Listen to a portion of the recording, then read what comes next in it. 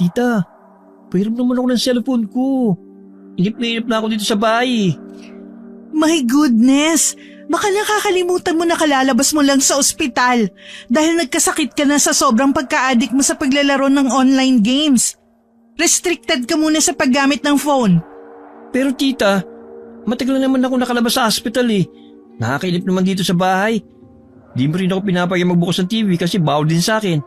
Tapos ayaw pa akong payagang maglaro ng basketball kasama mga tropa ko. Magbasa ka na lang ng books. Marami akong binili sa bookstore last time. Mga published stories yon na mula sa mga apps. Hindi ba uso yun sa mga Gen Z? Tita, ayoko naman noon. Hindi ako fan ng mga fiction stories sa SOCMED. Ikaw na lang magbasa. Nahuli ka nga madalas sa trabaho dahil lang sa pagbabasa mo ng mga yan. Restricted ka sa paggamit ng phone. Period. Ay, wait lang. Gusto mo bang maglaro tayo ng chess? Kukunin ko lang yung chessboard. No, ayoko tita. Hindi ka naman masaya kalaro eh. Ang bilis mong matalo. Masyado ka kasing magaling kaya natatalo ko. Pero gagalingan ko na ngayon, don't worry. Ayoko nga. Hindi naman yan ang trip ko ngayong gawin eh. Yung cellphone ko na lang. Sige na. Promise. Hindi ko siya gagamitin ng matagal. Ibabalik ko din kagad sa inyo. Hindi ba sabi naman ni Doc, okay lang naman gumamit ng cellphone basta may limitation? Alam mo Kyle, sobrang lala nang nangyari sa'yo last time. Ayoko na makita ka nagsasuffer dahil sa kaka-cellphone mo. Huwag ka munang pasaway, please. Hindi nakinig si Kyle sa kanyang tiyahin. Sa halip, pinanlisikan niya ito ng mga mata at umalis. Pumunta siya sa kanyang kwarto at padabog na isinara ang pinto. Pagdating sa silid, patalon siyang humiga sa kaba at nagtalukbong ng kumot. Naiintindihan naman niya na iniingatan lamang siya nito. Pero sa edad niyang 18, parang palagi pa rin siyang tinuturing na sanggol. Isang buwan nang nakalipas mula nang lumabas siya sa ospital dahil sa matinding pagkakasakit. Simula noon, hindi na siya nakalabas ng bahay at napakaraming bawal, lalo na ang paghawak ng cellphone. Si Sol, ang kanyang tiyahin, ay walang asawa at anak. Sa kanya nito ibinuhos ang buong atensyon simula nang mamatay ang kanyang ina nung sanggol pa lamang siya. Samantala, ginugol niya ang oras sa pag-iisip ng paraan kung paano niya makukuha ang cellphone mula kay Sol. Isang oras lang naman niya yung gagamitin at ibabalik din niya ito pagkatapos. Kinagabihan, hinanap niya ang pinaglalagay ng mga tabletang pampatulog ng tiyahin. Nagtimpla siya ng gatas. Kumuha ng 3 tableta at dinurog ito bago ilagay sa gatas. Nakangiti siya nang dumako sa kwarto ni Sol. Dala ang tinimpla niyang gatas. Mabuti na lamang at gising pa ito at naabutan niya na nagbabasa ng libro. Tita, uminom ka muna ng gatas bago ka matulog. Aba, kinakabahan ako bigla ah. Para-paraan ba to para makuha ang cellphone mo? Hindi no. Gusto lang kitang ipagtimpla ng gatas kasi matagal ko na ding hindi ito nagagawa sa inyo. Hindi ba noong 10 years old pa lang ako, palagi mo akong inuutusan magtimpla ng gatas para sa tuwing gabi? Kasi pagod ka na at gusto mo na magpahinga. Bigla ko lang na-miss ang nakagawin natin noon. Ay wow! Lapit ka nga sa akin, Kyle. May lagnat yata ang makulit kong pamangkin ah. Hindi ba yata magaling ang sakit mo? Hindi ka naman ganyan dati eh. Maganda yata ang epekto ng sakit ko, tita. Sige na. Please, inumin mo na yan. Sayang naman tong tinimpla ko. Dinamihan mo ba ang asukal nito? Alam mong hindi ako umiinom ng matabang na gatas. Opo naman. 4 na scoop ng asukal yan, tita. Aba, good boy. Tandang-tanda mo pa. Akin na nga yan. At baka magtampo ka pa. Agad na iniabot ni Kyle ang gatas kay Sol. Bahagya pa siyang napangisi nang makitang ininom ito ng tiyahin. Dahil sa tingin niya ay nagtagumpay ang unang hakbang sa kanyang plano. Lalo pa siyang natuwa ng ilang minuto lang ang lumipas ay agad itong nakatulog. Matinding pampatulog ang tabletang iniligay niya sa gatas at hindi basta-basta nagigising ang taong umiinom nito. kahit anong ingay pa sa paligid. Agad siyang kumilos para sa susunod niyang gagawin. Yun ay ang hanapin ang cellphone niya. Binuksan niya ang lahat ng drawer sa kwarto, pati na rin ang malaking cabinet. Hanggang sa napansin niya ang isang kahon sa ilalim ng kama at agad niya itong kinuha. Halos mapatalon siya sa tuwa nang buksan niya ito at makita ang cellphone niya. Dali-dali siyang lumabas sa kwarto ni Sol at isinara ang pinto. Dumiretso siya sa labas ng bahay dahil sabik na siyang makatapak muli sa lupa.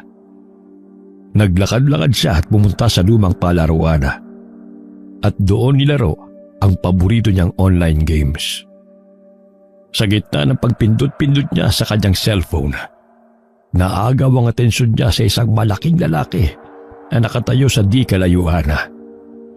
Hindi niya masyadong maaninag ang mukha nito dahil sa dilim. Pero halata niyang dobleng laki nito sa kanya at maskulado ang katawan. Dahil sa kuryosidad, itinigil niya muna ang paglalaro at tumayo para lapitan ang lalaki. Gusto niyang itanong kung anong ginagawa nito. Pero bago pa siya makakilos, may isang tao na humila sa kanya at tinakpan ang kanyang bibig. Pagkatapos ay tinutukan siya ng kutsilyo. Tinignan niya ang mukha nito. Si Topper, ang kriminal na tumakas sa kulungan sa kanilang lugar. Sinubukan niyang lumaban, pero tumilapon lang siya dahil mas malakas ang puwersa ng lalaki kaysa sa kanya. Nang wala na siyang magawa, hindi na siya nagtangkang lumaban pa. Hanggang sa biglang dumating ang malaking lalaki na nakita niya kanina labag. Sa pagkakataong yun, nakita niya na ng malinaw ang mukha nito. Mayroon itong maputing buhok, maitim na balat, kakaibang refleksyon ng mga mata at mas doble ang laki sa pangkaraniwang tao. Hindi niya maintindihan kung anong dapat niyang maramdaman ng mga oras na yon. Hanggang sa tuluyan ng dumilim ang kanyang paligid. Nagising siya sa kanyang kwarto kinabukasan. Nakita niyang nakasubsob sa gilid ng kama ang kanyang tiyahin. Ang buhok nito ay nakalatag sa puting kumot. Nang mapansin ng kanyang tiyahin na gising na siya, agad itong umangat ang ulo at tumingin sa kanya na may pag-alala. Oh Kyle, gising ka na pala. Kumusta ang pakiramdam mo? Medyo masakit lang po ang ulo ko. Ikaw kasi ang pasaway mo talaga. Kaya pala binigyan mo ko ng gatas kagabi para humimbing ang tulog ko at makuha ang cellphone mo, no? Kala mo hindi ko malalaman? Tignan mo tuloy ang nangyari sa'yo. Kung hindi dumaan si Katasyo, hindi ka makakauwi dito sa atin dahil nawalan ka ng malay. Hindi ba sinabi ng doktor na pwede kang mag-collapse anytime kapag napasobra na naman ang paggamit mo ng cellphone? Ita, hindi ako naniniwalang nag-collapse ako dahil sa sobrang paggamit ng cellphone. May nakita ako kagabi. Isang kakaibang lalaki. Matipuno ang kanyang katawan. Puti ang kulay ng buhok. At sobrang kakaibang kanyang mata. Ay naku Kyle, sabi ng doktor nung pina-check up natin ang mental health mo. Posible daw na magkaroon ka ng delusional disorder dahil sa sobrang pagtutok mo sa online games. Yan ang epekto niyan sa'yo. Nararamdaman mo na kaya please, wag na makulit kay tita ha? Sigurado ako sa nakita ko kagabi. Nakita siya ng mga mata ko at hindi ako pwede magkamali. Hay nako, last na to Kyle ha. Sobrang delikado na ngayon paggabi dito sa lugar natin. Alam mo ba na may natagpo ang katawan ng lalaki kaninang umaga sa malapit lang na balon? Wakwak ang katawan at maraming sugat. Alam mo ba kung sino ang lalaking yun? Si Topper lang naman. Yung batikang kriminal dito sa lugar natin. Natahimik si Kyle dahil sa sinabi ng kanyang tiyahin. Ang lalaking yun, si Topper, ang muntik nang manaksak sa kanya kagabi. Hindi na niya maalala ang sunod na nangyari dahil nawalan siya ng malay. Pero sigurado siya na pinatay ito ng malaking lalaki na nakita niya. Ano raw pong sabi ng mga pulis? Baka pinatay ng kaaway niya dati. Di pa yata nahuhuli kung sinong gumawa eh. Hay naku Kyle, wag mo na nga yung masyadong intindihin. Gusto ko matuklasan kung ano nangyari sa kanya. Hay nako, hero yan? Si Spider-Man ba o si Superman? Wala ka ng time sa ganyan dahil aalis din tayo ngayong araw. Ano po? Aalis tayo ngayong araw? Saan naman tayo pupunta, tita? Magbabakasyon tayo sa Samar. Para naman may mapagkaabalahan ka. Masyado ka na kasing bored sa buhay. Ha?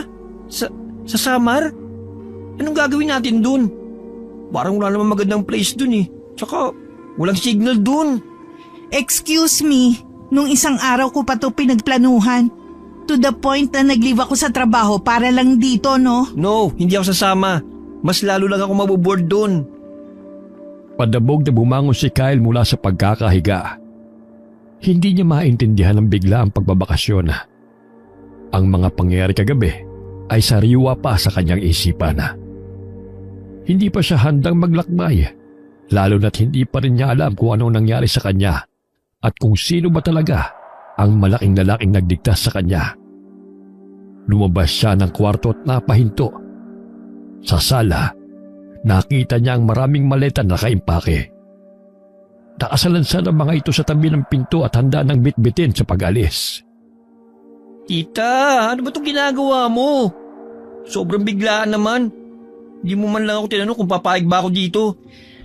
Alam ko kasi na hindi ka papayag kapag pinagpaalam ko pa sa'yo. Kaya surprise na lang.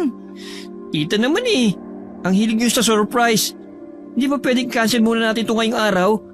Nagugulan pa ako sa nangyari kagabi. Exactly. Kaya nga gusto kong magbakasyon tayo para malibang ka naman. Promise, mag-i-enjoy ka dun sa Samar. Ay, si tita talaga. Wala nang nagawa si Kyle kundi ang sumunod sa kanyang tiyahin. Matapos makapaggayak, bumiyahe sila patungo sa Samar. Gabi na nang makarating sila sa isla at tumuloy sa isang bahay bakasyonan malapit sa dalampasigan. Pagkatapos kumain ng hapunan, nagpumilit si Sol na mamasyal sa baybayin. Napilitan si Kyle na sumama kahit hindi siya mahilig sa mga ganitong kasiyahan. Habang naglalakad, ang tiyahin niya lang ang nag-e-enjoy sa sariwang hangin at sa tanawin. Si Kyle naman ay nakatunganga lang, tagakuha ng larawan. Hindi mali sa isip niya ang mga nangyari sa Maynila, ang takot at pagkalito at ang misteryo ng malaking lalaki. Tita, puno na ang storage ng cellphone mo. Ang dami mo ng picture dito oh. Mas marami, mas maganda. Para marami akong pamimilian sa mga ipopost ko sa social media accounts ko, no? Duh! Anda, pare-pares lang naman ang post mo sa picture. Nakaganon, tapos puro pa cute. Dahil mo pa akong Gen Z. Hindi nga ako mahilig sa mga ganito eh. Halika, ikaw naman ang kukunan ko ng picture para naman mag-enjoy ka. Masaya kaya to, subukan mo. Tita, alam mo naman na allergic ako sa camera. Wag na matigas ang ulo. I-enjoy mo ang moment natin dito para naman ma-realize mo na hindi lang sa cellphone umiikot ang buhay, no? Wala nang nagawa si Kyle kundi ang sumunod sa kanyang tiyahin. Iniabot niya dito ang hawak na kamera at siya naman ang nag-pose. Tanging tayo at konting ngiti lang ang nagawa niya. Pero sa loob-loob niya ay naiirita na siya. Tuwang-tuwa naman ang tiyahin niya. Nakuhanan siya ng picture. Pero biglang nagbago ang ekspresyon ng mukha ni Kyle nang makita niya mula sa hindi kalayuan ang malaking lalaki na nakita niya noong nagdaang gabi. Nakatitig ito sa kanya na parang nagmamatsyag. Agad namang napansin ni Sol ang pagbabago sa kanyang aura.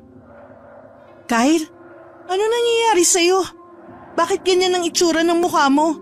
Natatay ka ba? Tita, yung lalaki na nakita ko kagabi, nandito siya.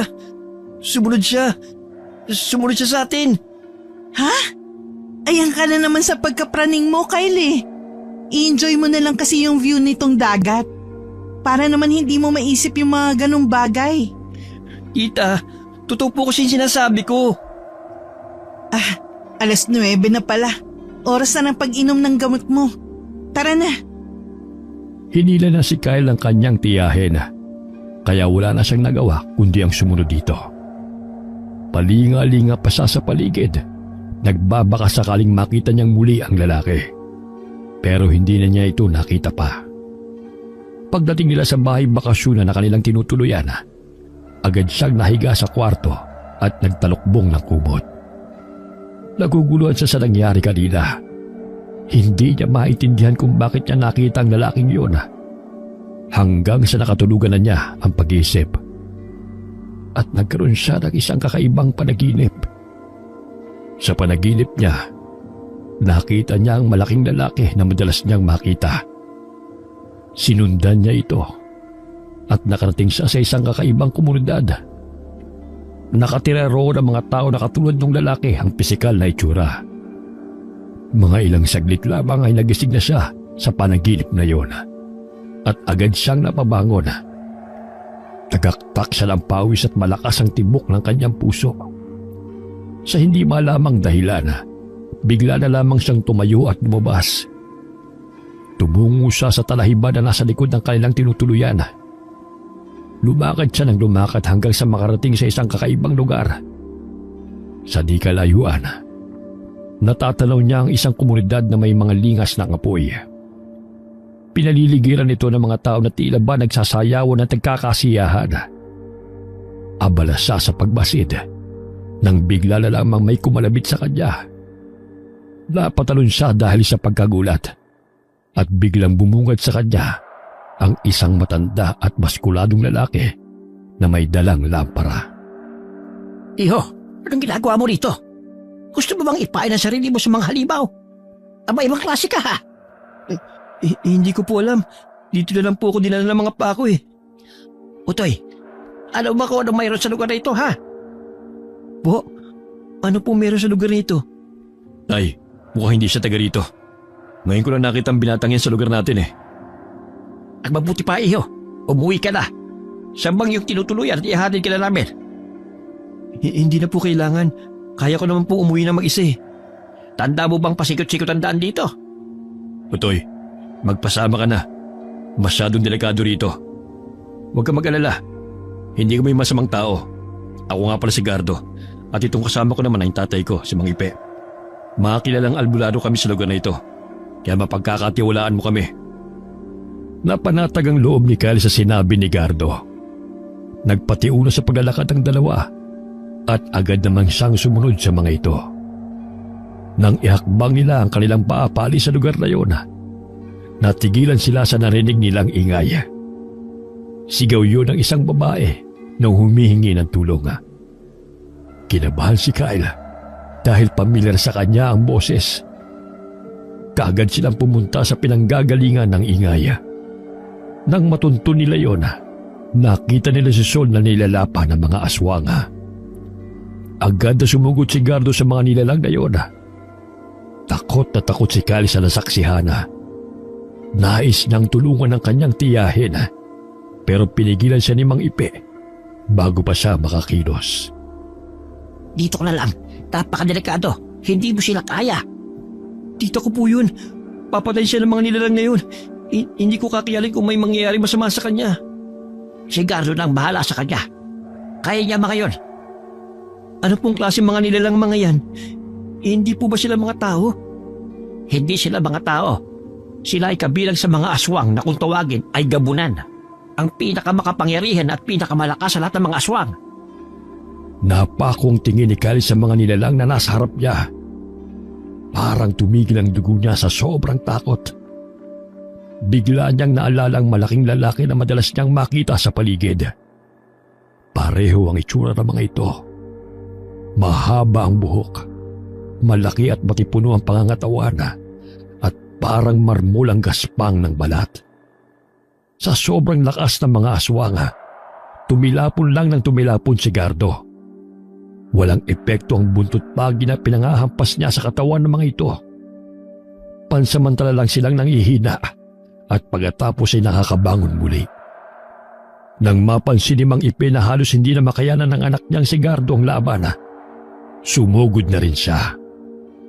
Meron siyang iwinisik na mga puting pulbura sa mga aswang at nagkasugat-sugat ang katawan ng mga ito. Nang makatakas si Sol mula sa isang aswang na nasaktan ni Mang Ipe, agad itong lumapit kay Kyle.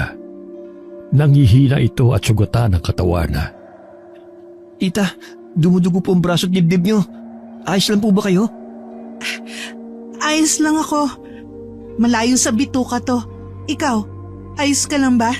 Opo tita, umalis na po tayo dito. Kailangan natin magamot ang mga sugat mo. Oo, Kyle. Napakadelikado dito. Umalis na tayo. Baka may mangyaring masama sa'yo. Saan kayo pupunta? Huwag muna kayong humiwalay sa amin. Nagkalat sila sa paligid.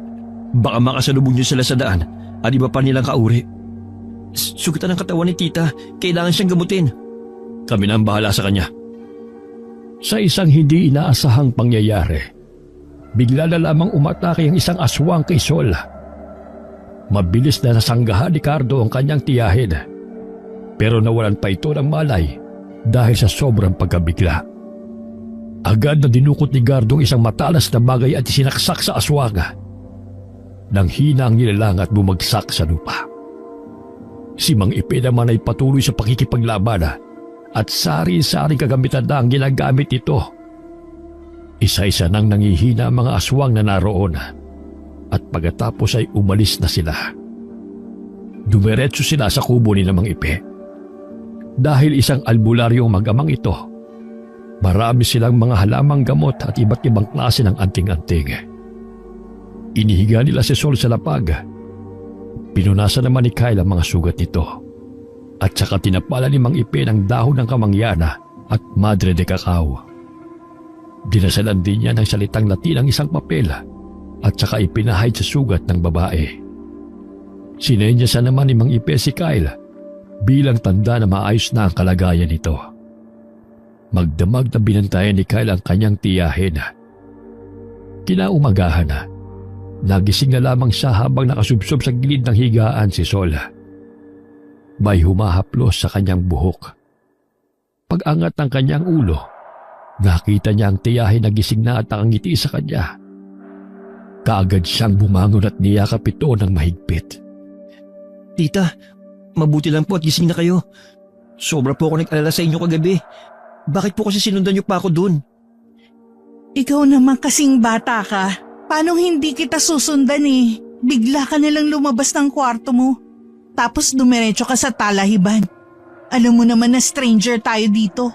Masyado ka na bang bored sa buhay mo? Pasensya na po tita. Hindi na po mauulit yun. Na-curious lang po ako sa lugar na ito eh. My goodness, talagang wag mo nang uulitin yun. Muntik ka nang mawalan ng magandang tita kagabi. Teka nga pala, hindi ko akalain na may mga ganun nila lang pala sa totoong buhay. Akala ko sa horror movies ko lang sila makikita eh. Ang creepy naman nila. Sabi po ni Mang Ipe, sila daw po yung mga gabunan. Mga malalakas na aswang talaga sila. Teka, wala yata tayo sa bahay bakasyonan ah. Nasaan tayo, Kyle? Nasa bahay po tayo ni Mang Ipe at Gardo, yung mag-ama na nagligtas sa ating kagabi. Eksaktong pagkasabi ni Kyle noon, dumating si Gardo. Dala ang 2 tasa ng mainit na kape. Napansin ni Kyle na natulala ang tiyahin niya kay Gardo. Parang nagkagusto ito kagad sa binata. Kinalabit niya ang tiyahin para mahimas-masada at bigla itong napahiya.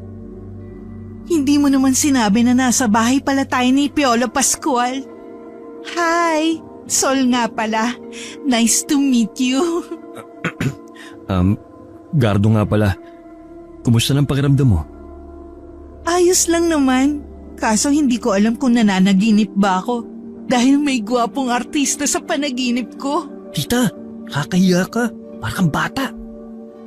Biro lang, di ba? Ang KJ mo talagang bata ka. Magkape muna kayong dalawa. Maraming salamat po sa tulong nyo kagabi sa amin ni Tita. Kung hindi po dahil sa inyo, baka kung ano nangyari sa amin. Huwag mo nang isipin yun. Mga dayo lang kayo sa lugar na ito, kaya nagmamalasakit kami sa inyo. Pwede kayong manatili rito sa kubo namin ni Tatay hanggat sa gusto nyo. Hindi namin kayo mababayaan dito. Delikado na rin kasi ang panahon ngayon eh. Panay na sa laki ng mga gabunan. Salamat po sa inyong pag-aalala. Pero sa tingin ko po, kailangan na po namin ni tita na bumalik sa Maynila. Ha? Anong sinasabi mo? Kararating lang natin kahapon dito sa Samar. Tapos babalik na tayo ulit sa Maynila. Hindi pa nga tayo nakakapag-explore man lang sa mga places dito. Duh! Tita, delikado na po sa lugar na ito. Hindi na tayo dapat magstay pa rito. Ayoko nang maulit yung nangyari sa atin kagabi. Kayong bahala. Sige po. Salamat po talaga sa inyong pag-aalala.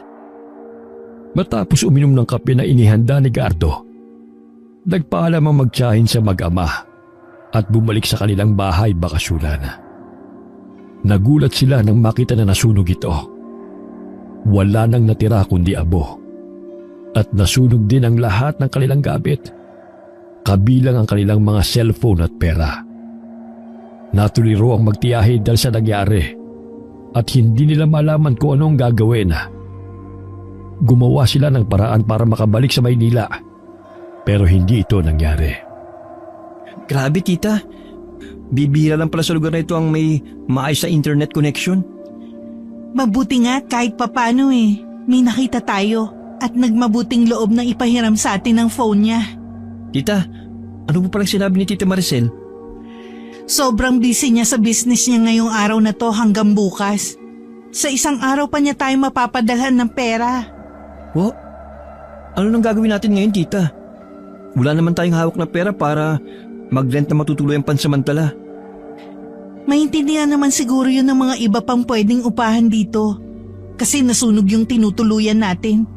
Sabihin na lang natin sa kanila na medyo madidelay ang bayad. Bahala na nga. Habang naglalakad na magtiyahe, nakasalubong nila sila Mang Ipe at Gardo. May dala silang lambat at balde. Tanda na sila ay mga mangingisda. Nang makita sila, ay tumigil ang mga ito sa kanilang tabi. Sa kayo mapunta? Akala ko'y babalik na kayo sa inyong lugar. Nasunog po yung bahay bakasyonan na tinutuluyan po namin. Natupok po lahat ng mga gamit namin Lalo na yung cellphone sa wallet ni tita. Wala po kaming pera para makabalik sa Maynila. Totoo po yun. Sa isang araw pa po kami mapapadalhan nung kilala namin. Kaya sa isang araw pa kami makakauwi. Kung ganun sa kayo tutuloy pansamantala. Mga mata pobre yung mga nagpapaupa rito. Gusto nila magbayad kagad ng renta. Yun nga ang pinoproblema namin ngayon Wala naman kaming ibang kakilala rito na pwedeng mahinga ng tulong. Sa bahay na muna kayo tumuloy pansamantala. Huwag kayo mag-alala. Hindi namin kayo sisingilin ng renta. Tulong na rin namin yun sa inyo. Kaya huwag niyong masyadong alalahanin. Talaga po? Maraming salamat po sa inyo. Huwag po kayong mag-alala. Kami naman po ang tutulong sa inyo kapag kayo naman po nangailangan ng tulong. Huwag mo rin masyadong kaisipin. Ang mahalaga, may matuluyan kayo ngayon. Dahil sa kabutihang loob ng mag-ama, may natuluyan din sa wakas ang magtiyahin. Pumunta na sila sa kubo ng mga ito at pagdating roon ay may iniabot ng mga damit sa kanila si Gardo. Alam ko na wala kayong damit na pamalit dahil natupok na nga po yung mga gamit nyo. Ipapahirin ko muna sa inyo ang mga damit na ito. Itong para sa Sol. Para sa akin to? Ako, baka magalit ang asawa mo ha? Sa kanya yata ang mga ito Wala akong asawa. Yung pinsa ko may-ari niyan. Naiwan niya nung magbakasyon siya dito. Talaga? So, available pa ang posisyon? Charot! Wala akong balak na mag-asawa. Kuya Gardo, maraming salamat sa pagpapatuloy mo sa amin dito sa inyong bahay. Pati na rin dito sa mga damit na pinahiram nyo. Huwag po kayong mag-alala. Baka po sa isang araw umuwi na po kami. Hinihintay na lang po namin yung padala ni Tita Maricel. Huwag mo masyadong kaisipin yun. Saka tumutulong talaga kami sa mga dayong katulad ninyo na nangangailangan ng tulong. Hindi lang kayong unang tao na tinulungan namin. Pagkasabi ni Gardo noon, natigilan ang lahat dahil sa narinig nilang ingay ng mga tao mula sa labas. Dali-dali namang lumabas si Gardo at sinundan siya ni Kayla. Pagdating nila sa labas, nakita nilang isang babae na may dalang sanggol. Nangingitim na ang balat ng sanggol. Nakalobo ang tiyan at halos wala ng malay. Agad na sinindihan ni Mang Ipe ang kandila at kinuha ang isang malaking dahon. Dahan-dahan niyang tinampal-tampal ang mukha ng sanggol.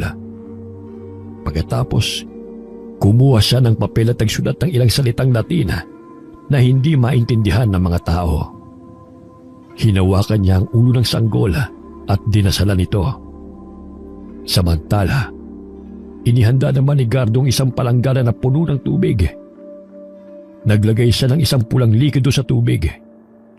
Gamit ang bimpo, ipinunas niya ang tubig na yon sa sanggol. Nagtataka si Kyle sa kung anong sakit ng batang ito.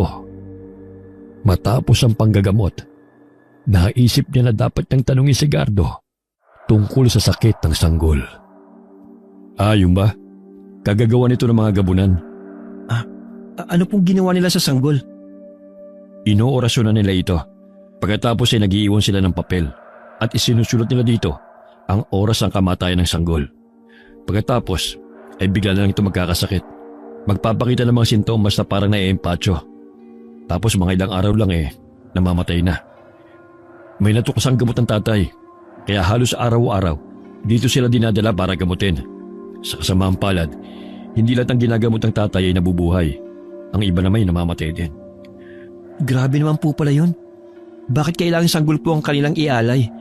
Bakit hindi lang yung mga masasamang tao? Ang mga sanggol, pinaniniwalaan nilang nagtataglay ng isang mutya na hindi nakikita ng mga tao. Ang mutyang ito ang nakapagpapalakas sa kanila at ginagawa silang immortal. Kaya mas nakakapamuhay sila ng mahabang panahon. Noong una hindi pa nila ito ginagawa at hindi pa sila nananakit ng mga tao hindi lumalapit sa kanila o sa kanilang lugar. Pero napilitan silang galawin ng mga sanggol nang mawala ang pinakamakapangyarihan ng mutya ng araw. Mutya ng araw? Para saan po ito? Ito ang pinakamakapangyarihang mutya sa lahat. Kaya nitong gawing taong isang aswang at immortal na hindi kailanman mamamatay. Ang mutyang ito ay itinataas lang sa kanilang poste at magbibigay liwanag na ito sa kanilang lahat. Nasasapat para sa kanilang buong komunidad at makatanggap ng kapangyarihan. Saan po nagmula ang mutya ng araw? Ang mutya ng araw ay nagmula sa puso ng pinakaunang pinuno ng mga gabunan. Siya ay kumukuha ng lakas sa araw upang mabuhay. Dahil sa tagal na niyang nabubuhay, nagsawa na siya at ginusto na niyang mamatay. Bago siya pumanaw, ibinigay niya muna ang kanyang puso sa kanyang nasasakupan. Inurasyonan nito at naging pinakamakapangyarihan. Bakit po kaya ito nawala? Sa katunayan, ito ay nahati sa dalawa. Ang isa ay pinaniniwalaang nawala at ang isa naman ay nasa dating pinuno. Itinago ito ng kanilang dating pinuno dahil na rin sa kanilang kalabisan.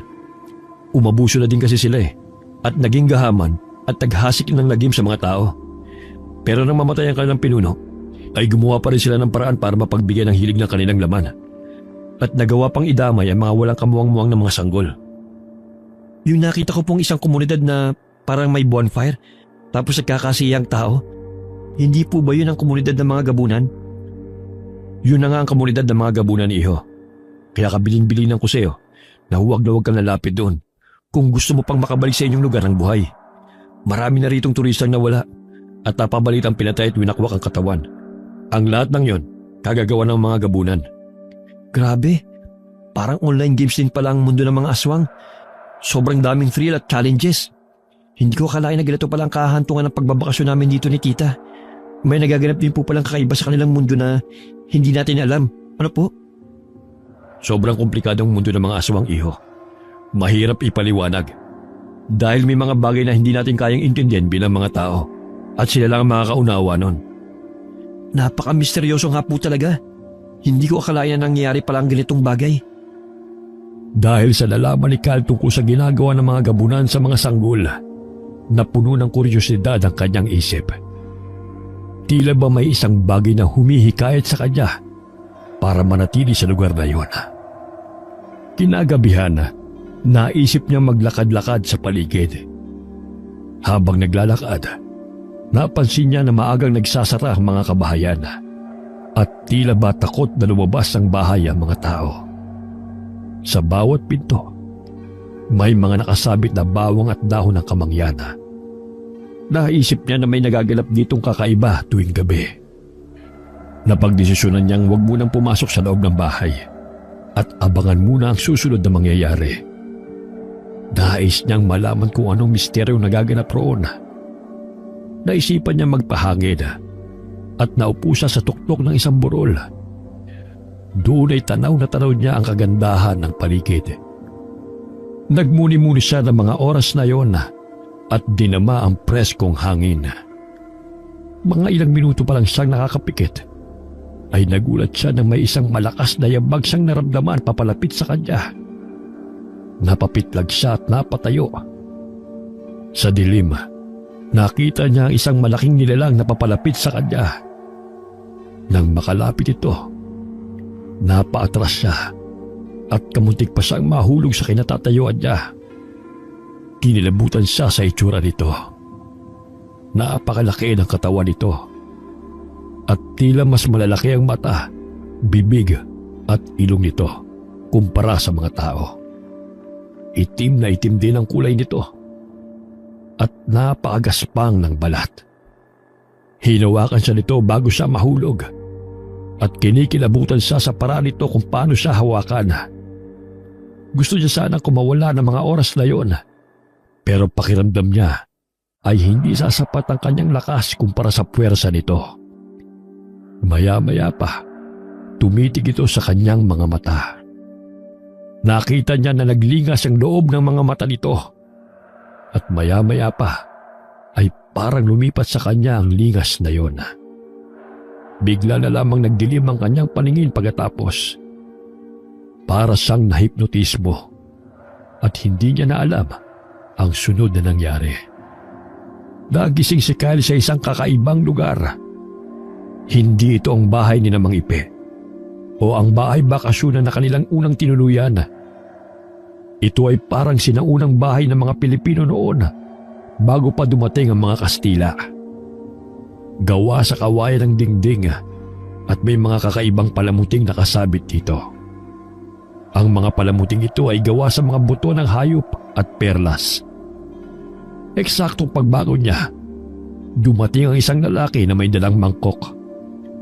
May laman itong pulang sabaw na hindi niya alam kung ano. Magandang umaga, mahal na prinsipe. Oras na para kumain ng almusal. Mahal na prinsipe?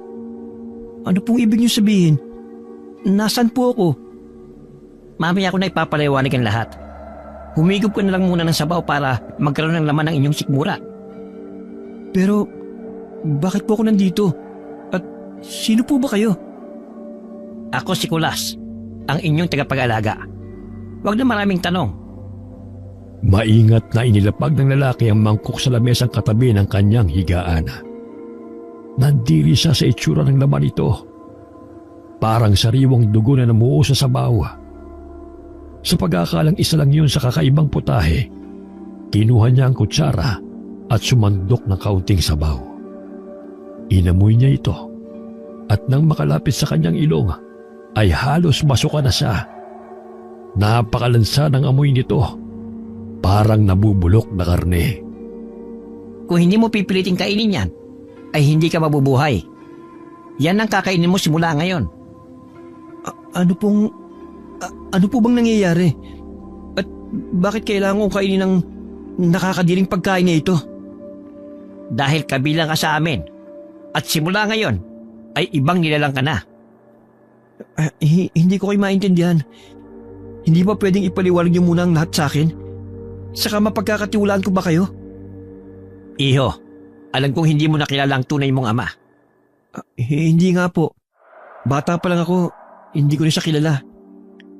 Oras na siguro para malaman mo kung anong totoo. Ang totoo niyan, ang tatay mo ang dating pinuno ng mga aswang at ikaw ay isang prinsipe. Tayo ay hindi mga tao. Tayo ay mga aswang na kung tawagin ay gabunan. Gabunan? Hindi po yan totoo. Hindi ko po nakilala ang tatay ko simula pagkabata. Pero sigurado ako isa siyang tao. Wala naman po akong nakitang kahit anong tanda sa sarili ko na isa akong aswang. Kasinungalingan lahat ng yan. Wala ka pang nakikita sa sarili mo dahil hindi pa lumalabas ang tunay mong likas. Kaya ka nga narito para matutunan mong yakapin ang tunay mong pagkatao. Balang araw, magiging katulad ka rin namin. Alam kong ayaw mong pang kainin ang pagkain na yan dahil naninibago ka pa. Pero bumangon ka na dyan at gumayak. Ipapakilala kita sa buong angkan at tanggapin mo rin ang mainit na pagbati nila para sa iyong pagbabalik sa komunidad ng mga gabunan. Hindi makapaniwala si Kyle sa mga narinig. Para siyang natuklaw ng ahas dahil sa mga nalaban niya. Wala siyang nagawa kundi tanggapin ang katotohanan. Kinabukasan, ipinakilala siya ni Nicolas sa iba pang taga roon. Mainit ang pagtanggap sa kanya ng mga ito. Sa mga sumunod na araw, inobserbahan niya ang kanilang pamumuhay. Sa unang tingin, parang mga normal na tao lamang sila. Naghahanap buhay, gumagawa ng mga gawaing bahay, at nakikisalamuha sa mga tao. Walang bakas na sila ay mga aswanga. Napansin niya na hindi sila gumagamit ng bawang, asina, at matatapang na panlasa sa kanilang pagkain. Kaya naman ang mga ito ay matabang. Tumanggi siyang kumain dahil ayaw niyang tanggapin na isa siyang gabunan. Kaya ng sinasabi ni Nicolas. Bagamat normal ang kanilang pamumuhay, may kakaibang orasyon silang binibigkas na hindi niya maintindihan. Palagi rin silang umiinom ng sariwang dugo at kumakain ng hilaw na karne. Minsan, tao ang kanilang binibiktima para ipanlaman sa kanilang sikmura. Nagulo ang utak ni Kyle sa mga natuklasan. Gusto na niyang makaalis sa lugar na yon. Bagamat mabuti naman sa kanya ang mga nandoon. Hindi pa rin ito ang mundong nakasanayan niya. Nais niyang bumalik sa kanyang pamilya. Nangungulila na siya sa tita Sol niya. Alam din niya na nag-aalala na ito. Pagod siyang umupo sa isang malaking puno ng balete. Doon, napabuntong hininga siya. Nagulat siya nang marinig ang kaluskos sa damuhan sa tabi ng puno. Isang kamay ang lumitaw at maya-maya pa ay biglang bumungad si Mang Ipe sa kanya. Sabi na dapat magbawas na ako ng pagkain ng baboy. Hindi na tuloy ako magkasa sa butas. Mang Ipe, paano po kayo nakapasok dito? Hindi daw po basta-basta nakakapasok ang mga tao rito. Akyat bahay dating lolo Ipe mo. Ano pong koneksyon nun eh? Hindi naman po kayo umakyat. Sumuot po kayo sa butas. Ilang taon na kasi akong pabalik-balik dito. Alam na alam ko ang mga lagusan dahil dito ako nagdanako ng iba't ibang klase ng mga halamang gamot. Marami kasi silang talim dito eh. Mabuti na lamang nakakatsamba. Hindi pa nahuhuli. O siya, tayo na. Sumama ka na sa akin pabalik.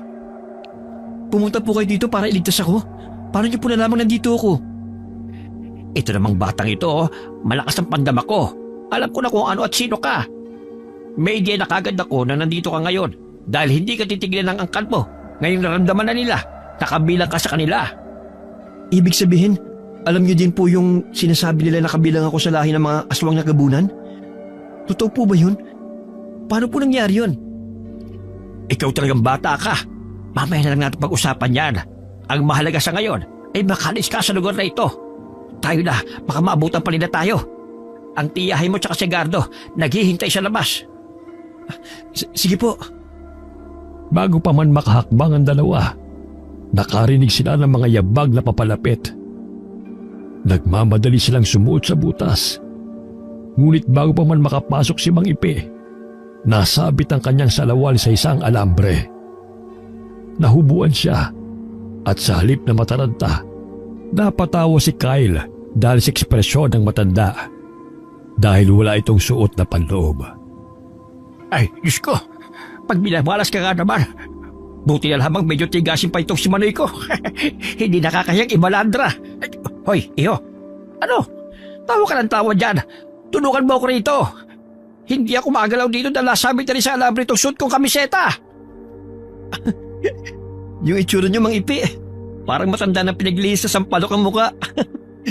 Tapos proud pa kayo sa manay niyo ang lit naman. Abay, linti kang bata ka. Nag-aasar ka pa. Uunahin mo pa yung pagtawa. Lilitsunin tayo ng mga yan wala sa oras. Halika na, tulungan mo na ako rito. Bilisan mo. Ito na po. Ayusin ko na. Ay, lintik, Mang Ipe, yung shorts ko, nasabit din. Ano ba yan? O ano, kinarma ka naman ngayon ano? Inaasan mo pa ako ng malitang manoy ko ha? Mas malit pa kayo sa'yo eh. Hindi mo lang naging kasindaki ng daliri ko yan. Sorry na, Mang Ipe. Ano nang gagawin natin ngayon? Hindi na rin ako makakaibo rito. Pati damit ko nakasabit na rin. Teka lang. Parang nagsasara na yata yung lagusan. Kaya pala nasasabit ang damit natin eh. Dahil unti-unting hinihigop ng alambre. Ay, visit. Ay na sila, Mang Ipe. Malapit na sila. Anong gagawin natin? Para tayo makakataas sa kanila. Kunin mo ito isang pulbura. Inorasyonan ko yan. Kapag sinaboy mo yan sa mga aswang, ako magsusugat ang katawan nila dahil nakakapaso ito. Mang Ipe, yung butas, unti-unti na nagsasara. Sabay na napasigaw ang dalawa nang unti-unti nagsara ang lagusan. Parehas silang tumalsik at napasubsob sa lupa. Nang iangat nila ang kanilang mga ulo, nakita nila si Kulas na nakatayo sa harapan nila. Sinusubukan mong itakas ang mahal na prinsipe sa lugar namin no? Ikaw ba yung matanda na palihim na pumupuslit ng mga halamang gamot namin dito? Akala mo siguro, hindi namin malalaman. Tuso ka lang kaya hindi ka namin nahuhuli. Pinalampas namin yon. Pero ngayon, hindi na namin palalampasin ang ginawa mo. Magiging isa ang masarap na putahe ng mga gabunan ngayong araw. Ano pang hinihintay nyo? Huliin nyo siya at itali sa koral.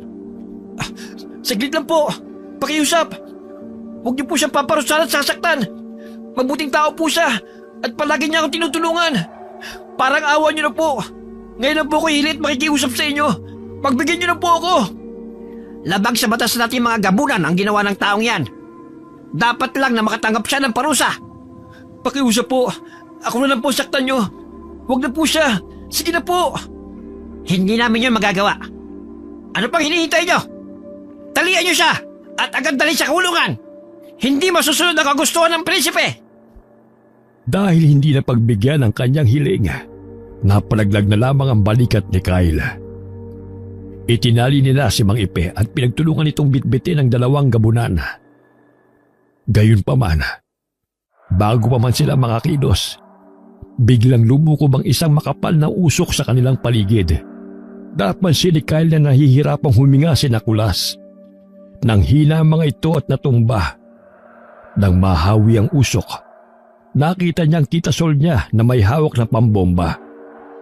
Ito ay nilikha gamit ang pulbos ng bulaklak ng gabi, buhangin ng dagat, insenso at kamangyana. Pagkatapos ay inurasyonan. Sinasabing ito daw ay nakakapanghina sa mga aswang. Si Gardo naman ay tumutulong dito para maglagay ng bala. Laking tuwa ni Kyle ang makita ang tiyahin at kaagad niya itong nilapitan. Sumunod naman si Mang Ipe na kaagad namang nakalaga ng tali sa kanyang mga kamay. Sabay silang sumugod sa mga ito.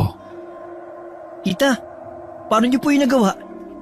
Siyempre, magaling magturo tong gwapong kasama ko eh. Gardo, Sol, paano kayo nakapasok dito? Saan kayo dumaan? Siyempre, Tay. Ako ba bang hindi makakaalam?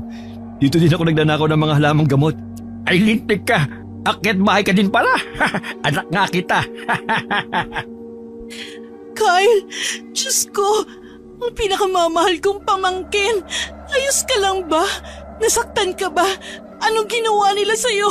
Sobra-sobrang pag-aalala ko sa'yo. Akala ko mawawala ka na sa akin eh. Tama na, tita. Ang OA mo naman. Siyempre, palaban tong pamangkin mo, no? Huwag kang corny dyan. Ayos lang ako. Ito naman pamangkin ko, oh. Siyempre, pinapractice ko lang yung acting ko. Pwede na ba sa Best Actress ang Tita Sol mo? O take 2 pa rin? Ikaw, Papa P, ano masasabi mo? Oo, pwede na. Pwede na. Kita naman, oh. Kahit kailan talaga, puro kalokohan. Mabuti naman nakagawa kayo ng paraan na makapasok dito dahil natrap na kami sa loob. Sinasarhan na pala yung lagusan na nakauguli akong daanan. Alam na pala nila yung pagnanakaw ko. Lampas na kasi sa oras na pag-usapan natin eh. Hindi pa rin kayo lumalabas. Inisip namin na posibleng may nangyaring hindi maganda sa loob. Sumunod na kami at hinanap kong muli yung lagusan na alam ko dito. Teka, anong ibig niyo pong sabihin na pag-usapan? Ibig sabihin, planado niyong pagpunta rito? Siyempre, nung bigla kang nawala, alam na agad nila kung saan ka nagpunta. Eh di yun, nagplat na agad kami ng plano kung paano ka may liligtas dito. Itong pambombang to, ngayon nga lang ito ginawa eh.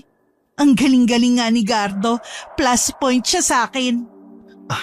Maraming salamat po sa inyo at iligtas niyo ako rito.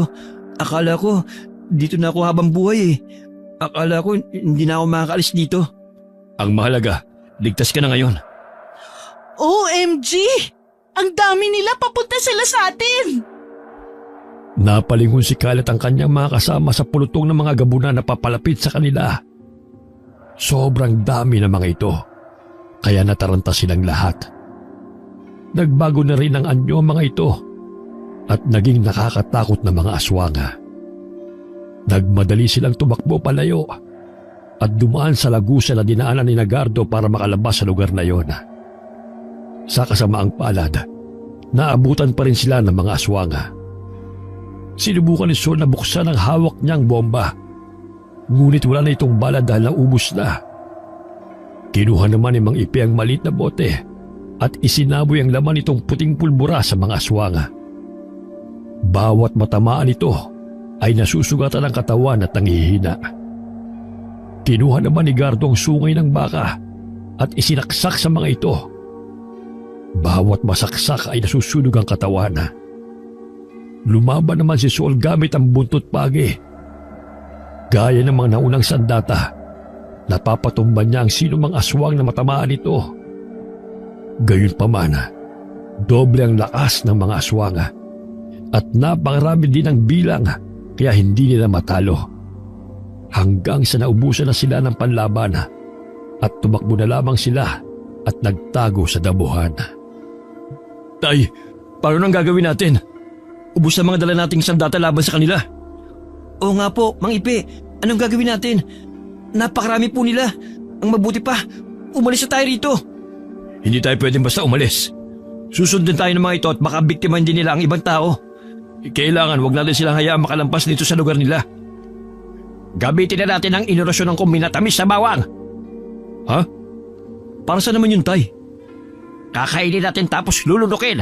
Mapapautot tayo. At ito magsisilbing pangontra na natin sa mga aswang. Yak! Hindi mo nakakatiri yun. Kayo na lang ang gumawa. Hindi ko gagawin yan, no? Tita, huwag ka nang maarte. Gawin mo na lang kasi. Bawang? Tapos iuutot? No way! Mas magiging malakas kasi ang puwersa kapag lahat tayo gagawa. Nasa bingit tayo ng kamatayan ngayon. Hindi na pwede mag-inarte dahil kung hindi, magiging pagkain tayo ng mga aswang. Ilalabas ko na may natamis na bawang. Kumuha kayo ng isang piraso at mabilis na nguyain. Mga 3 minuto lang at mapapautot na kayo. Sabay-sabay natin gawin yon. Kinuha ni Mang Ipe ang isang maliit na garapon na natatakpan ng tela at binuksan ito. Pagkabukas pa lamang, umaaling-asaw na ang amoy, kaya lahat sila ay napatakip ng ilong. Gayunpaman, wala na silang ibang pagpipilian sa oras na yon.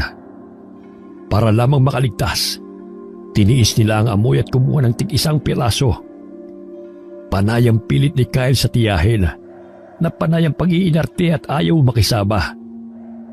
Sa wakas, napapayag din niya ito. Kumuha sila ng tig-isang piraso at niluya ito, saka nilunok. Ilang minuto lamang ang lumipas, umugak na ang kanilang tiyan at sabay-sabay silang napautot. Hindi ito basta ordinaryong utot dahil naglalabas ito ng makapal na usok. Ang gas na nailabas nito ay nasinghap ng mga aswang na umahabol sa kanila. Dahil dito, nawala ng lakas sa mga ito at biglang nagsitumba. Mabilis silang nakatakas sa lugar na yun at tumakbo na mabilis. Wala nang nakalapit pa sa kanila. Nang malayo na sila, sabay-sabay silang napabuntong hininga. Lalo na nang matalaw nila ang kubo ni Mang Ipe. Sabay-sabay silang umupo sa lapag at dinama ang pagod sa pagtakbo at pagkipaglaban sa mga gabunan. Si Gardo naman ay tumayo para kumuha ng isang pitsil na tubig. Habang nakaupo sila at nagpapahinga, naikwento ni Kyle ang sinabi sa kanya ni Nicolas. Sinabi naman ni Gardo na alam na nila ang tungkol dito. Alam niyo na po ang tungkol doon? Bakit hindi niyo kagad sinabi sa akin? Hinayaan lang namin na ikaw ang makatuklas tungkol sa pagkatao mo. Alam namin na posibleng hindi ka maniwala kapag sinabi namin sa'yo. Iho, hindi mo sila mapagkakatiwalaan. Bagamat sila yung mga kamag-anak. Lalo na yung si Kulas. Siya ang pumatay sa tatay mo. Wala naman talaga silang pakialam sa'yo sa totoo lang. May gusto lang silang makakuha mula sa'yo. Ano pong gusto nilang makuha sa akin? Yung mutya ng araw. Yung mutya ng araw? Ibig sabihin, nasa akin ang mutya ng araw na sinasabi niyo po? Ang tatay mo, matalik kong kaibigan. Kaya alam kong ginawa niya sa'yo noong araw na bago kayo umalis ang nanay mo sa lugar na ito. Alam niyang papatay na siya ng kanyang angkan dahil sa ginawa niyang paghihigpit. At alam din niya na papatayin ka nila. Sa gusto ng tatay mo na mamuhay ka ng normal at maayos bilang isang tao, itinago niya sa katawan mo ang mutya ng araw. Yun ang dahilan kung bakit hindi ka nagpapalit ng anyo sa kabila ng pagiging aswang mo. Pero dahil po dito, ang daming inosenteng nadamay. Yung mga sanggol na wala namang kalaban-laban, hindi po ba parang mas makakabuti kung ibalik ko na lang ito sa kanila at tanggapin ko na lang ang kapalaran ko bilang isang gabunan? Iho, papatayin ka pa rin nila kahit gawin mo yun. At saka huwag mong sayangin ang mutya na ipinagkaloob sa'yo ng tatay mo. Isinakripisyo niya ang buhay niya para lang sa kapakanan mo. Ibalik mo man sa kanila yan o hindi, parehas lang din. Papatay pa rin sila ng mga tao dahil ganun sila kasama. Ang kailangan, mahanap mo ang mutya ng apoy dahil doon nakasalalay ang buhay nila. Malilipol natin ang kanilang angkan. Para saan po ang mutya ng apoy? Bakit po meron sila nun? Sa mutya ng apoy napupunta ang elemento na nakukuha nila sa enerhiya ng mga sanggol. Kapag naipon ito, nagiging mutya ng apoy. At ito ay parang bitamina na nagbibigay sa kanila ng lakas ng katawan at nagiging dahilan kung bakit hindi sila madaling mamatay. Ibig sabihin, mas makapangyarihan pa rin po kaysa sa mutya ng apoy ang mutya ng araw? Oo, hindi kayang pantayan ng mutya ng apoy ang mutya ng araw dahil dito.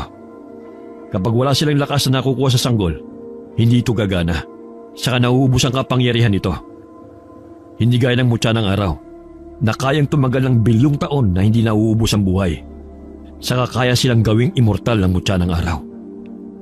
Paano po kaya natin mahanap yun? Yun ang dapat nating malaman, kung paano yun mahanap. Yun ang magiging pagsubok natin, dahil tiyak na itinago nila itong mabuti, para hindi makuha ng kahit na sino. Napabuntong hininga na lamang si Kyle dahil sa sinabi ni Gardo.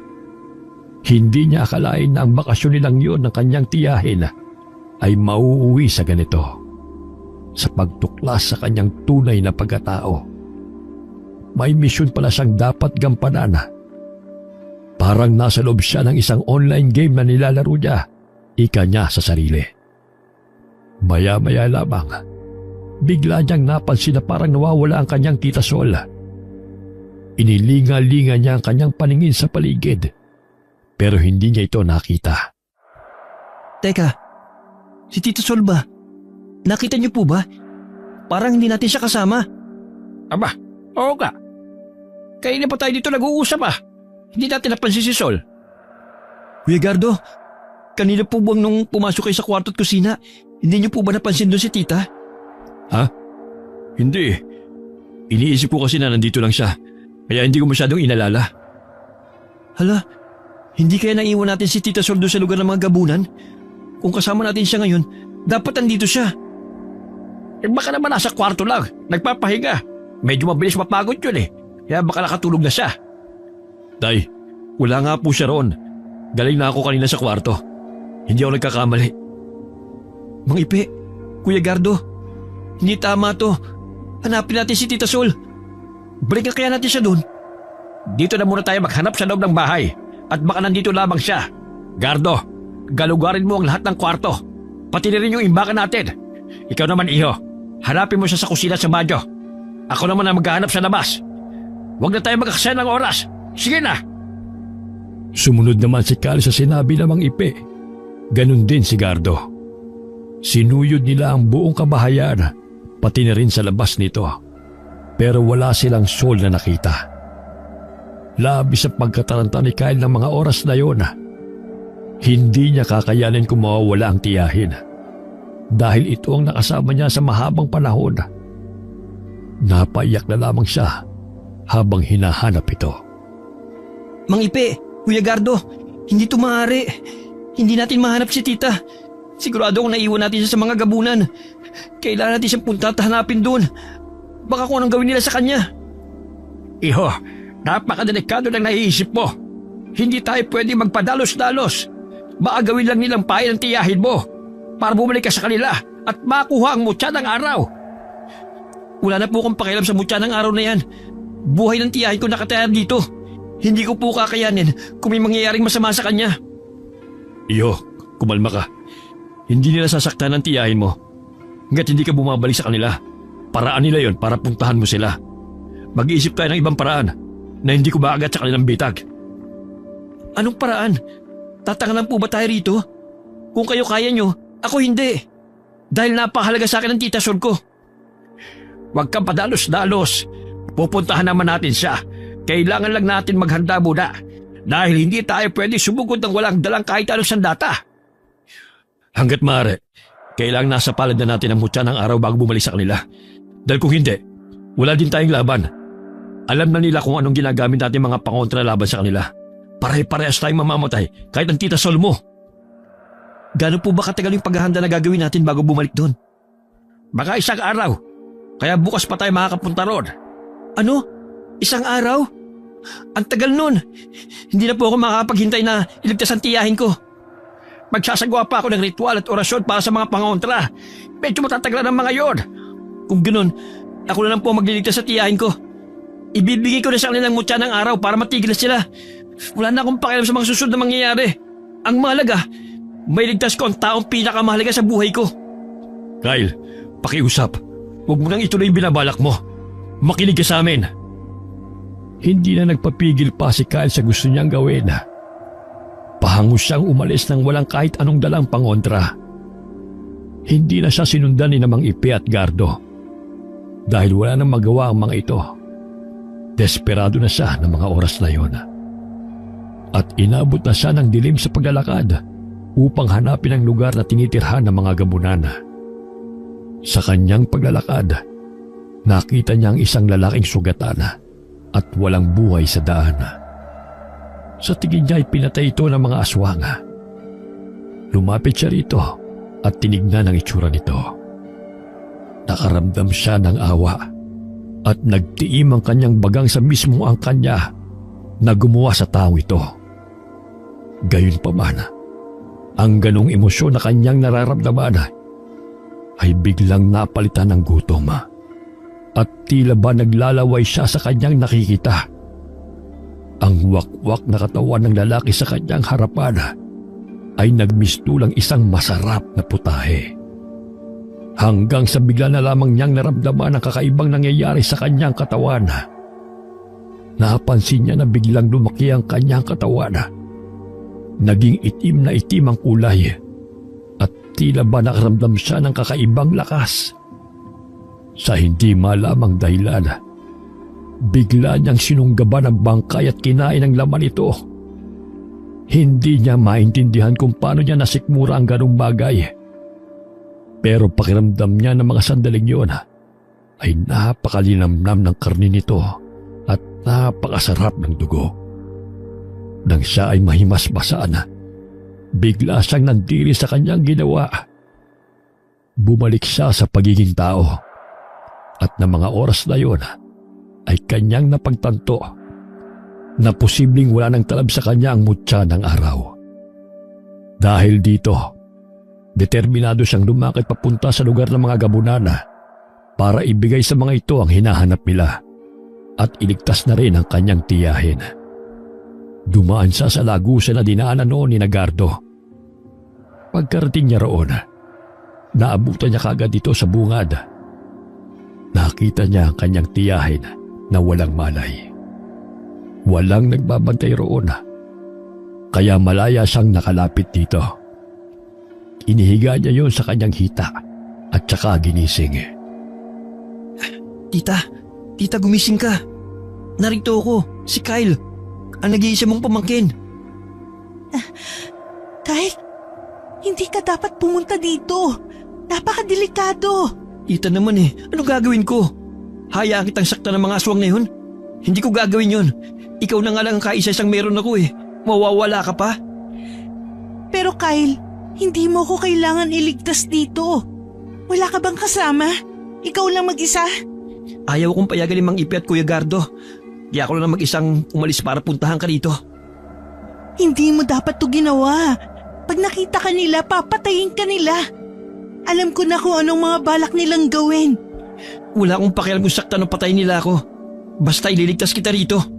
Tsaka wala na rin naman talab sa aking katawan yung mutya ng araw Kaya ibabalik ko na ito sa kanila para matapos na ang lahat ng ito. Hindi mo magagawa yan. Umalis ka na dito. Ha? Bakit naman hindi ko magagawa yun? Nasa akin lang ang mutya ng araw. Wala. Hindi na naituloy ni Sol ang sasabihin dahil naramdaman nila na papalapit sa kanila si Kulas at ang mga iba pang gabunana. Nang makalapit ay tumigil ang mga ito sa kanilang harapan. Sabi ko na nga ba magkikita tayo ngayong araw na ito Dahil nandito yung tiyahin. Alam na namin ang kahinaan mo. Napakasama mo, Kulas. Ikaw ang pumatay sa tatay ko. At idinami yung pa mga inosenteng sanggol na walang kinalaman sa inyo. Kaya nga sinabi ko, hindi ba? Subukan mong tumira dito at yakapin ang tunay mong pagkatao. Maiintindihan mo kung bakit namin ito ginagawa. Lalo na at ikaw nagmamay-ari ng mutya ng araw na napakahalaga sa ating lahi. Kailangan mo ba bang makita na nalulunod sa sariling dugo ang iyong tiyahin?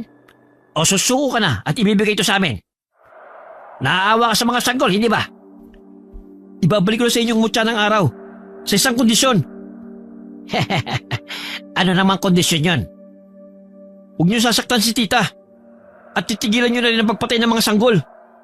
Higit sa lahat, huwag na kayong papatay ng kahit na sinong tao para na mapagbigyan ng hilig ng inyong laman.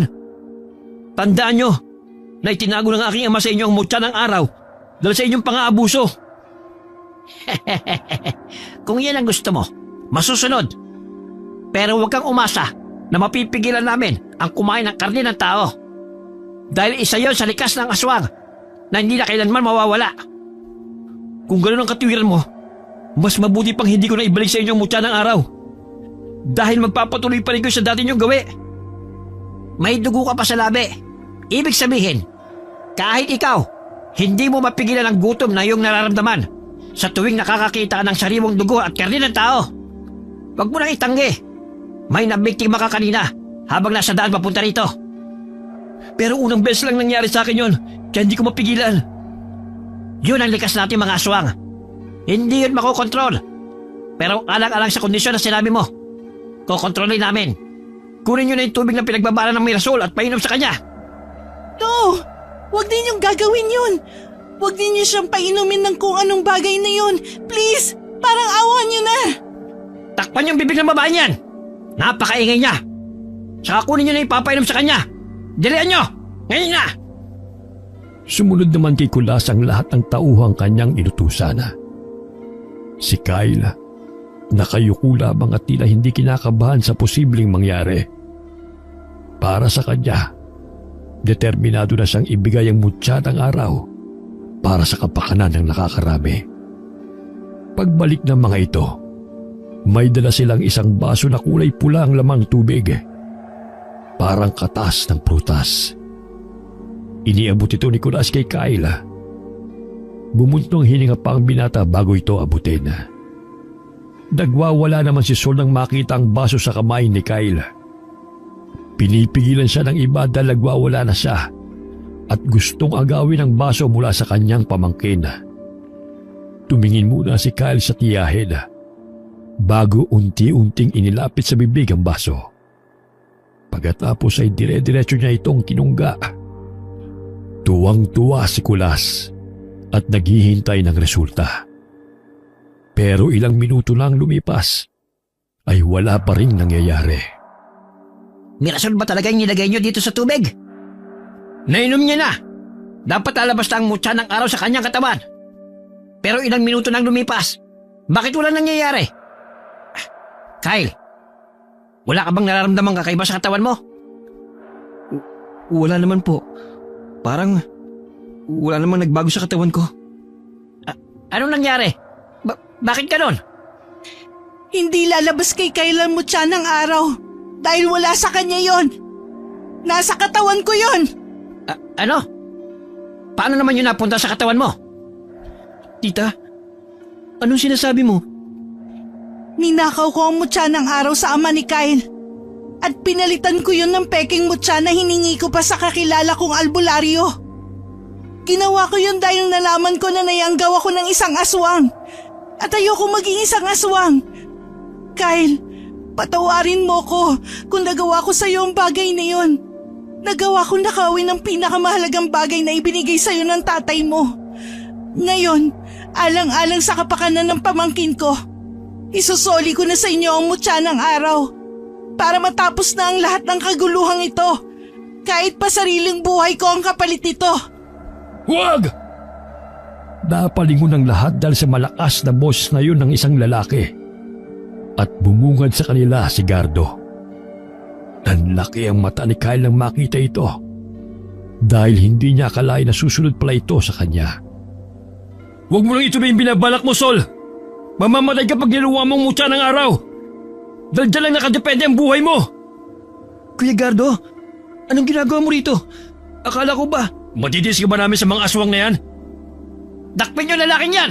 At huwag niyong makakawalan! Sinubukang dakpin ng mga aswang si Gardo.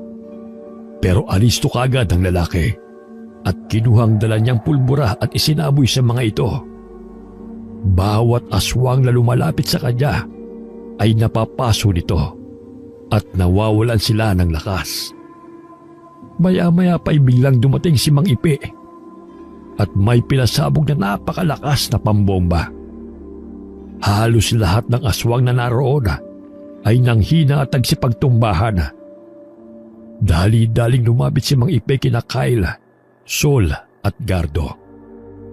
Umalis na tayo rito habang wala pa silang malay. Kailangan na natin magmadali. Tay, may isa pa tayong kailangan gawin. Yung mutya ng apoy, kailangan natin makuha para malipunan natin ang tuluyan ng lahi nila. Oo nga pala. Kaya nga magmadali na tayo umalis para mahanap na natin yon. Kaso, parang mali yata yung nadala yung bomba. Yan yung pasabog na nakakapagpalakas sa mga aswang. Kaunting minuto lang sila mawawala ng malay. Tapos pag nagising na sila, magiging dobleng lakas nila. Paano pa natin mahanap yung mutya ng apoy kung magigising sila kagad? Ang mangyayari niyan, kakailanganin na nating umalis kagad dito at bumalik sa lugar natin dahil hindi natin sila makakaing labanan. Anak ng tinapa, palpak ang trabaho ng lolo nyo. Wala na tayong ibang magagawa. Umalis na tayo. Sa ibang araw na lang natin hanapin yung mutya ng apoy. Mang Ipe, unti-unti na po sila bumabangon. Ito na nga bang sinasabi ko, tatay? Mas mabangis ang dating nila ngayon kaysa noon dahil sa binomban niyo sa kanila. Umalis na tayo! Takbo na! Bilis! Agad na nagsipagtakbuhan ang apat dahil sa sinabi ni Kyle. Pero labis na malalakas sa mga aswang. Kaya naman agad din silang naabutan ng mga ito at hindi na sila makapalagpa. Agad na kinuha ni Mang Ipi ang natitira nilang pangontra, ang pulbos ng kamangyan. Pero agad din itong naubos. Si Gardo naman ay hinugot ang buntot pagi mula sa kanyang salawal at ipinanlaban sa mga ito. Si Kyle naman, dahil wala siyang kahit anong pangontra, kahit ano na lang na mahawakan niya ay pinanlaban niya sa mga ito. Makailang beses din siyang inihagis at tumilapon. Pati ang mag-ama ay wala na ring magawa dahil sa sobrang lakas ng mga aswang. Hanggang sa sabay-sabay na silang nangatumba at magkasama silang itinali ng mga ito. Hindi na kayo makakapalagpa. Kayo ang gagawin namin pagkain para sa seremonya mamaya.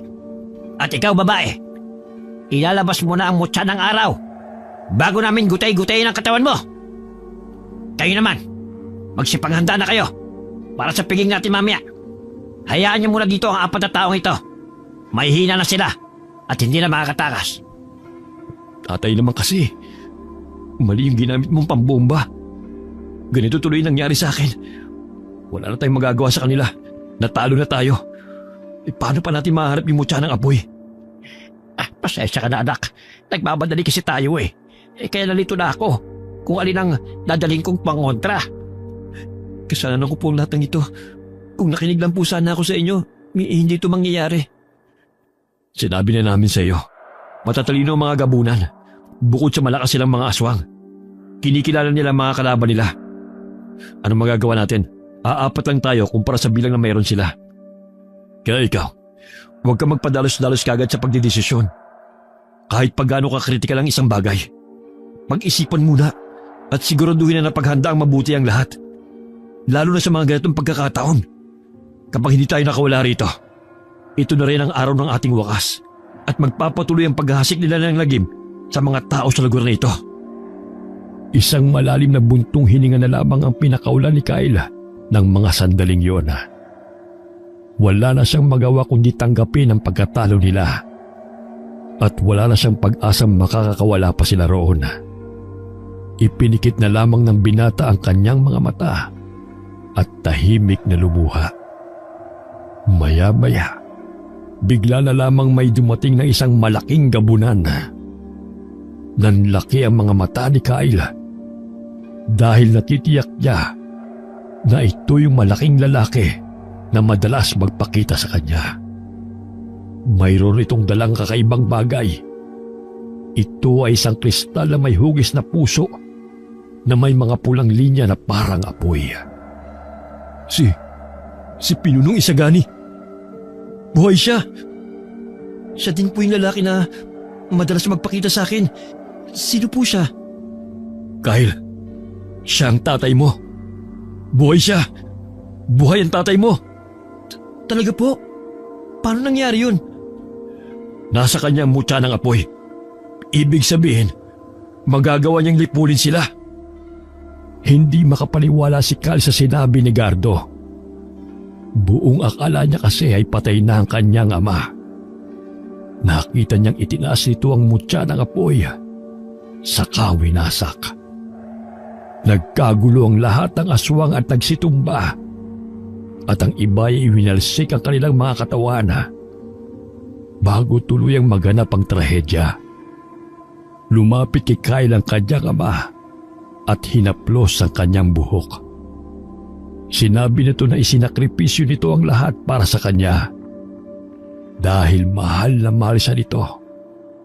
Pagkatapos ay nagpaalam na ito sa kanya. Lumapit din ito kay Sol at nagpasalamat. Sinabi nito na hindi na niya kailangang ibigay pa kay Kyle ang mutya ng araw na nasa kanya. Dahil ibibigay niya kay Kyle ang mutya na nasa kanyang katawan. Pagkatapos, may inilagay itong isang kristal na parang araw sa bibig ni Kyle bago umalis.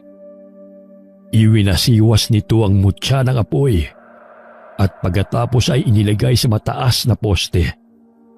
At doon ay nilagyan ng maraming asin. Dito na nagtapos ang buhay ng mga gabunan. Napaiyak na lamang si Kyle dahil pati ang kanyang ama ay nawala na rin. Ginawa lamang yun ang ama mo para sa lahat. Siya na mismo ang nagnakaw ng mutya ng apoy para sirain ito at wakasan na ang kanilang lahi. Kung limitado ang buhay ng mga tao, mas limitado pala ang buhay ng mga aswang. Dahil sa kagustuhan nilang mabuhay, sila'y nag-aaway-away din at nag-aagawan. Hindi ko akalain na matutuklasan ko ang ganitong bagay sa bakasyon namin ni Tita. Wala na maghahasik ng lagim sa mga tao dahil wala na mga gabunan. Ang pinuno nila mismo ang siyang nagwasak sa kanilang lahi para lang matigil ang kasamaan. Kahanga-hanga. Tunay nga pong kahanga-hanga si Ama. Kaya pala siya nagpapakita sa akin dahil pinoprotekta at binabantayan niya ako. Pagkatapos ng pangyayaring yon, ay panatag silang umalis sa lugar na yon. Kinabukasan ay umalis na rin sina Kyle at ang kanyang tiyahin upang bumalik sa Maynila. Nagpasalamat naman sila kina Mang Ipe at Gardo sa kabutihan ng mga ito. Ang bakasyon na yon ang nakapagpatuklas kay Kyle sa maraming bagay na ang mundo niya ay hindi lamang umiikot sa online games. Marami pang dapat matuklasan at misteryong dapat maungkat. Napakahiwaga ng buhay. Minsan, hindi natin aakalain na sa kabila ng simpleng buhay na meron tayo, ay may mga pambihira at di pangkaraniwang misyon pala tayo na kailangang tuparin. Wakas.